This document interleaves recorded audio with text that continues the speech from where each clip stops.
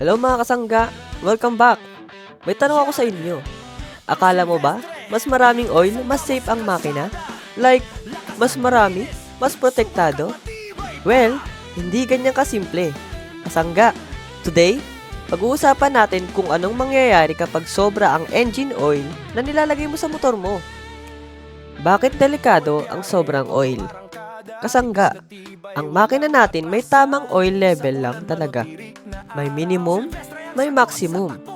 Kapag sumobra ka sa max line, ito ang pwedeng mangyari. Una, magkakaroon ng foaming. Habang umiikot ang crankshaft, hahampasin niya yung sobrang oil. Ang resulta, bubula ang langis. At kapag may bula ang oil, hindi siya consistent mag-lubricate. Parang may hangin. So, imbes smooth protection, nagiging unstable. Pangalawa, engine damage risk. O tataas ang pressure sa loob ng makina. Kapag sobra ang oil, pwede ma-pressure ang seals at gaskets. Ang resulta, oil leaks. Mapapansin mo minsan may tagas sa gilid ng makina o sa may cylinder head. Hindi dahil luma agad ang motor mo, minsan sobra lang talaga ang oil. Mas malala pa, pwedeng mapasok ang oil sa air filter o sa combustion chamber. Ito ang mga maaari mangyari sa motor mo. Mausok ang tambutso, amoy sunog na langis, pwede pa mag-foul ang spark plug. Sakit sa ulo yan, kasangga. Next is performance issues. Pangatlo, bababa ang performance.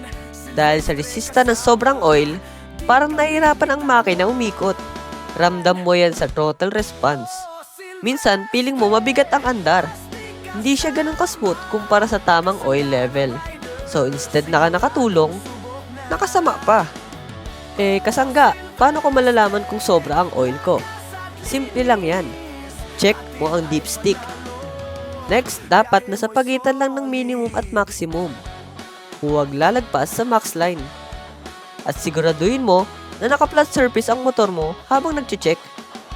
So, tandaan mo to, kasangga. Hindi porket mas marami, mas okay. Sa engine oil, tamang level lang lagi.